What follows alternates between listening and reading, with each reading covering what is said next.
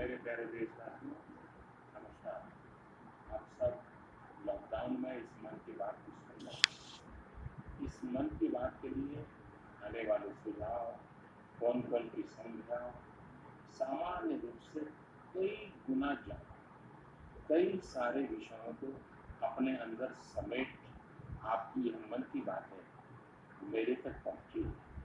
मैंने कोशिश की है कि इनको ज़्यादा से ज़्यादा पढ़ पाऊँ, सुन पाऊँ। आपकी बातों से कई ऐसे पहलू जानने को मिले हैं जिन पर इस आपाधापी में ध्यान ही नहीं जाता। मेरा मन करता है कि युद्ध के बीच हो रही इस मन की बात में उन्हीं कुछ पहलुओं को आप सभी देशवासियों के साथ बांटें। साथियों, भारत की कोरोना के खिलाफ लड़ाई सही मायने में पीपल ड्रिवन है।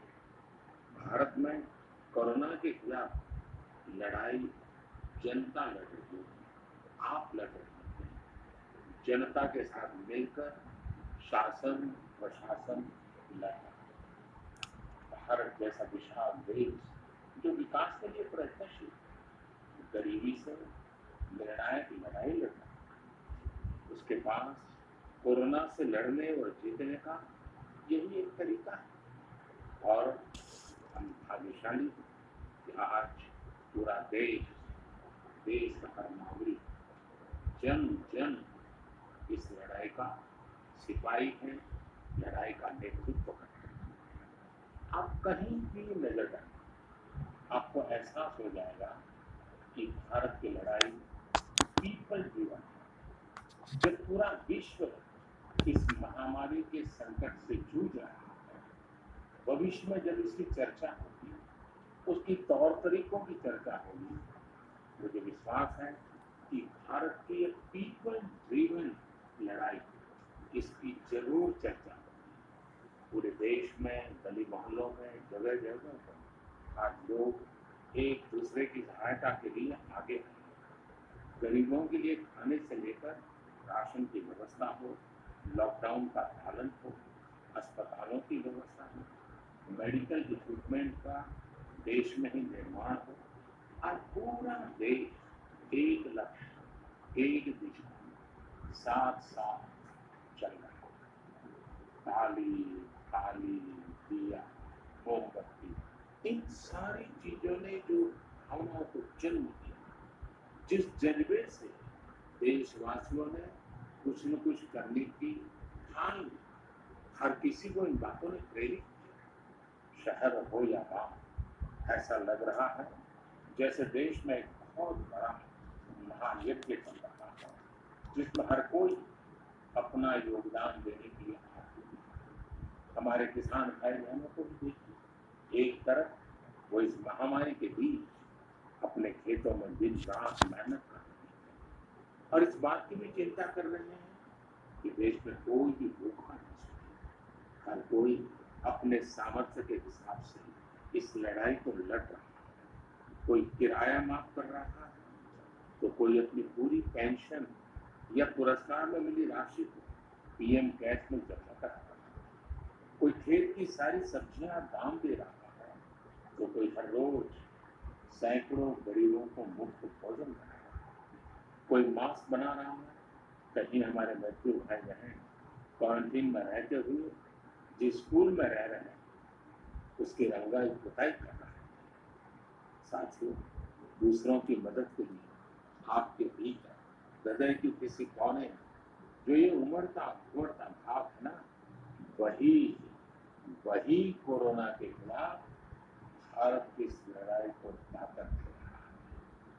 वही इस लड़ाई को सच्चे मायने में पीपल ड्रिवन बना रहा है। और हमने देखा पिछले कुछ साल में हमारे देश में यह मिजाज बना निरंतर मजबूत होता रहा। चाहे करोड़ों लोगों का गैस सब्सिडी छूट ना हो, ना को सीनियर सिटीजन का रेलवे सब्सिडी छूट ना हो, स्वच्छ भारत अभियान का नेतृत्व लेना हो, टॉयलेट बनाने हो, अनगिनत बातें। इन सारी बातों से पता चलता है हम सबको एक मन, एक मजबूत धागे से विरोध दिया है। एक होकर देश के लिए कुछ करने की प्रेरणा दी। मेरे प्यारे देशवासियों, मैं पूरी नम्रता बहुत ही आदर के साथ आज 130 करोड़ देशवासियों की इस भावना को सर झुका करके नमन करता हूँ। आप अपनी भावना के अनुरूप देश के लिए अपनी रुचि के हिसाब से अपने समय के अनुसार कुछ कर सके, जिसके लिए सरकार ने एक डिजिटल प्लेटफॉर्म भी तैयार किया है। ये प्लेटफॉर्म है covidwarriors.gov.in। मैं दोबारा बोलता हूँ, covidwarriors.gov.in। सरकार ने इस प्लेटफॉर्म के माध्यम से तमाम सामाजिक संस्थाओं के वॉलेंटियर्स, सिविल सोसाइटी के प्रतिनिधि और स्थानीय प्रशासन को एक दूसरे से जोड़ दिया है। बहुत ही कम समय में इस पोर्टल से 1.25 करोड़ लोग जुड़ चुके हैं। इनमें डॉक्टर, नर्सिस से लेकर हमारी आशा, एएनएम बहनें, हमारे एनसीसी, एनएसएस के साथी, अलग अलग फील्ड के तमाम प्रोफेशनल्स, उन्होंने इस प्लेटफॉर्म को अपना प्लेटफॉर्म बना लिया। ये लोग स्थानीय स्तर पर क्राइसिस मैनेजमेंट प्लान बनाने वालों में और उसकी पूर्ति में भी बहुत मदद कर रहे हैं। आप भी covidwarriors.gov.in से जुड़कर देश की सेवा कर सकते हैं, कोविड वॉरियर बन सकते हैं।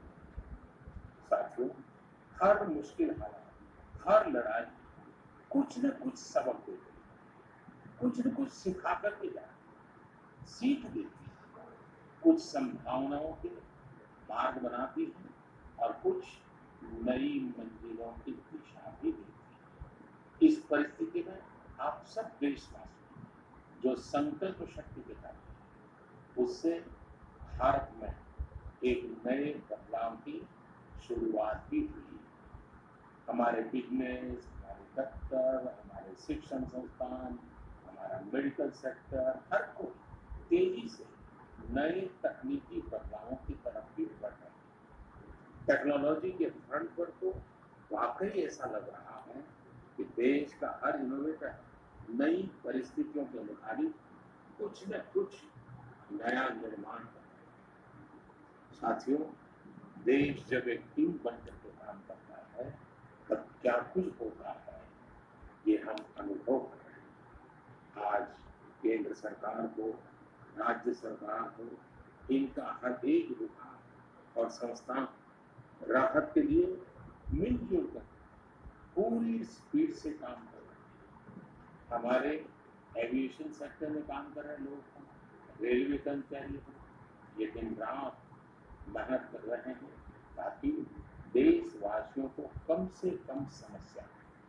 आप ऐसे शायद बहुत लोगों को मालूम होगा कि देश के हर हिस्से में दवाइयों को पहुंचाने के लिए लाइफलाइन उड़ान नाम से एक विशेष अभियान चल रहा है।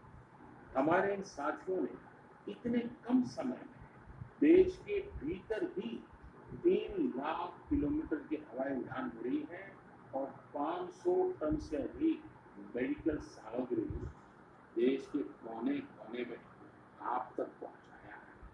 इसी तरह रेलवे के साथ लॉकडाउन में भी लगातार मेहनत कर रहे हैं ताकि देश के आम लोगों को जरूरी वस्तुओं की कमी न हो। इस काम के लिए भारतीय रेलवे करीब 60 से अधिक रेल मार्ग पर 100 से भी ज्यादा पार्सल ट्रेन चला रहे हैं।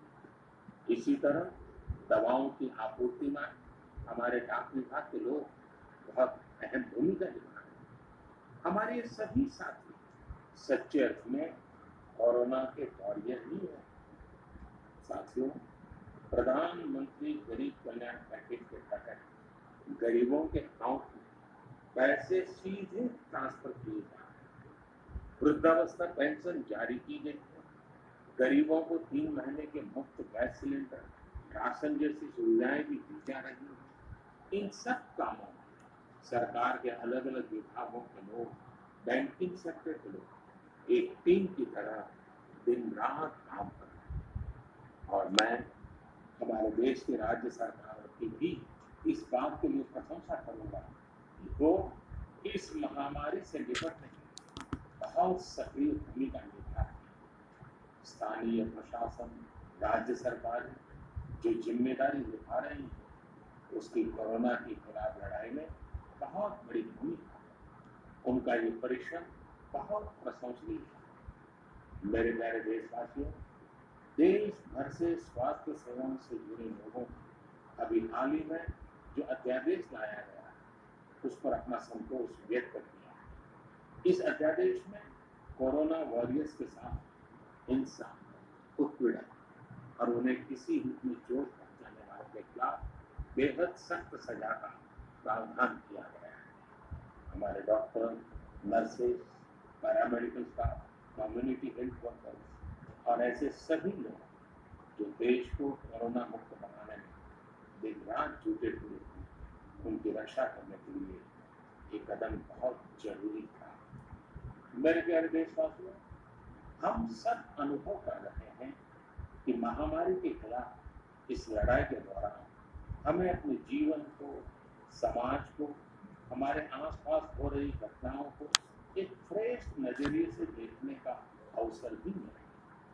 समाज के नजरिए में भी व्यापक बदलाव आया है। आज अपने जीवन से जुड़े हर व्यक्ति की अहमियत का हमें आभास हो रहा है। हमारे घर में काम करने वाले लोग हों, हमारी जरूरतों को पूरा करने के लिए काम करने वाले हमारे सामान्य कामगार हों, पड़ोस की दुकानों में काम करने वाले लोग हों, इन सब की इतनी बड़ी भूमिका है, हमें यह अनुभव होगा। इसी तरह जरूरी सेवाओं की डिलीवरी करने वाले लोग, मंडियों में काम करने वाले हमारे मजदूर भाई, हमारे आस पड़ोस के ऑटो चालक, रिक्शा चालक, आज हम अनुभव कर रहे हैं कि इन सब के बिना हमारा जीवन बिना मुश्किल हो सकता है। आजकल सोशल मीडिया में हम सब लोग लगातार देख रहे हैं कि लॉकडाउन के दौरान लोग अपने इन साथियों को न सिर्फ याद कर रहे हैं, उनकी जरूरतों का ध्यान रख रहे हैं, बल्कि उनके बारे में बहुत सम्मान से लिख भी रहे हैं। आज देश के हर कोने से ऐसी तस्वीरें आ रही हैं कि लोग सफाई कर्मियों पर पुष्प वर्षा कर रहे हैं। पहले उनके काम को संभवतः आप भी कभी नोटिस नहीं करते। डॉक्टर हो, सफाई कर्मी हो, अन्य सेवा करने वाले लोग, इतना ही नहीं, हमारी पुलिस व्यवस्था को लेकर भी आम लोगों के सोच में काफी बदलाव हुआ है। पहले पुलिस के विषय में सोचते ही नकारात्मकता के सिवा हमें कुछ नजर नहीं आता। हमारे पुलिसकर्मी आज गरीबों, जरूरतमंदों को खाना पहुंचाए, दवा पहुंचाए, जिस तरह से हर मदद के लिए पुलिस सामने आती है, इससे पुलिसिंग का मानवीय और संवेदनशील पक्ष हमारे सामने उभर करके आया, हमारे मन को झकझोर दिया, हमारे दिल को छू लिया। एक ऐसा अवसर है जिसमें आम लोग पुलिस से भावात्मक तरीके से चूक रहे हैं। हमारे पुलिसकर्मियों ने इसे जनता की सेवा के एक अवसर के रूप में लिया है और मुझे पूरा विश्वास इन घटनाओं से आने वाले समय में सच्चे अर्थ में बहुत ही सकारात्मक बदलाव आ सकता है और हम सब ने इस सकारात्मकता को कभी भी नकारात्मकता के रंग से रंगना नहीं है। साथियों, हम अक्सर सुनते हैं प्रकृति, विकृति और संस्कृति। इन शब्दों को एक साथ देखें और इसके पीछे के भाव को देखें तो आपको जीवन को समझने का भी एक नया द्वार खुलता हुआ है। अगर मानव प्रकृति की चर्चा करें तो ये मेरा है, मैं इसका उपयोग करता हूँ। इसको और इस भावना को बहुत स्वाभाविक माना जाता है, किसी को इसमें कोई ऐतराज नहीं होता। इसे हम प्रकृति कह सकते हैं, लेकिन जो मेरा नहीं है, जिस पर मेरा हक नहीं है, उसे मैं दूसरे से छीन लेता हूँ, उसे छीनकर उपयोग में लाता हूँ, तो हम इसे विकृति कह सकते हैं। इन दोनों से बड़े, प्रकृति और विकृति से ऊपर जब कोई संस्कारी मन सोचता है या व्यवहार करता है तो हमें संस्कृति नजर आती है। जब कोई अपने हक की चीज, अपनी मेहनत से कमाई चीज, अपने लिए जरूरी चीज कम हो या अधिक, इसकी परवाह किए बिना किसी व्यक्ति की जरूरत को देखते हुए खुद की चिंता छोड़कर अपने हक के हिस्से को बांटकर किसी दूसरे की जरूरत पूरी करता है, वही तो संस्कृति है। साथियों, जब कसौटी का काल होता है तब इन गुणों का परीक्षण होता है। आपने पिछले दिनों देखा होगा कि भारत ने अपने संस्कारों के अनुरूप, हमारी सोच के अनुरूप, हमारी संस्कृति का निर्वहन करते हुए कुछ फैसले लिए। संकट की इस घड़ी में दुनिया के लिए भी, समृद्ध देशों के लिए भी दवाइयों का संकट बहुत ज्यादा रहा है। एक ऐसा समय है कि अगर भारत दुनिया को दवाइयां न भी दे तो कोई भारत को दोषी नहीं मानता।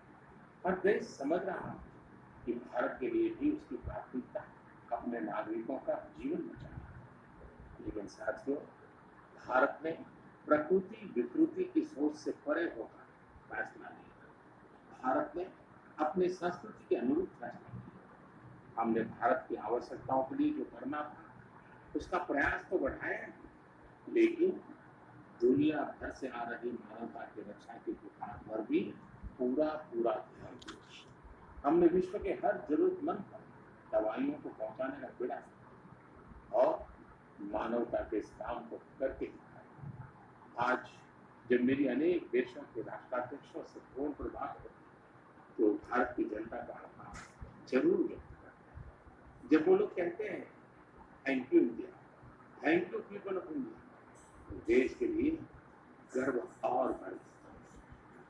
इसी तरह इसमें दुनिया भर में भारत के आयुर्वेद और योग के महत्व को भी लोग बड़े विशिष्ट भाव से देख रहे हैं। सोशल मीडिया पर देखिए, हर तरफ इम्यूनिटी बढ़ाने के लिए किस तरह से भारत के आयुर्वेद और योग की चर्चा है। कोरोना की दृष्टि से आयुष मंत्रालय ने इम्यूनिटी बढ़ाने के लिए जो प्रोटोकॉल दिया, मुझे विश्वास है कि आप लोग इसका प्रयोग जरूर कर रहे हैं।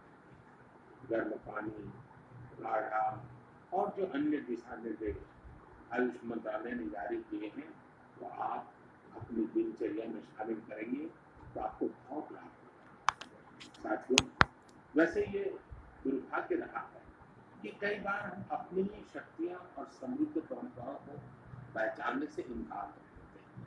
लेकिन जब विश्व का कोई दूसरा देश एविडेंस बेस्ड रिसर्च के आधार पर वही बात करता है, हमारी फॉर्मूला हमें सिखाता है, हम उसे हाथों हाथ ले लेते हैं।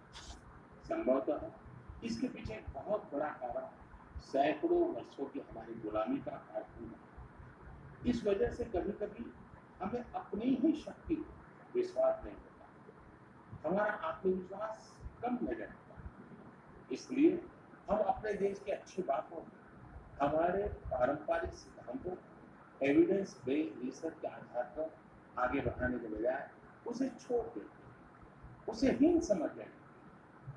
भारत की युवा पीढ़ी को अब इस चुनौती को स्वीकार करना, जैसे विश्व ने योग को सहज स्वीकार किया, वैसे ही हजारों वर्षों पुराने हमारे आयुर्वेद के सिद्धांतों को भी विश्व अवश्य स्वीकार करेगा। हाँ, इसके लिए युवा पीढ़ी को संकल्प लेना होगा और दुनिया जिस भाषा में समझती है उस वैज्ञानिक भाषा हमें समझाना होगा, कुछ करके दिखाना होगा। साथियों, वैसे कोविड-19 के कारण कई सकारात्मक बदलाव हमारे काम करने के तरीके, हमारी जीवन शैली और हमारी आदतों में भी स्वाभाविक रूप से अपनी जगह बना रहे हैं। आपने सबने भी महसूस किया होगा इस संकट ने कैसे अलग अलग विषयों पर हमारी समझ और हमारी चेतना को जागरूक किया।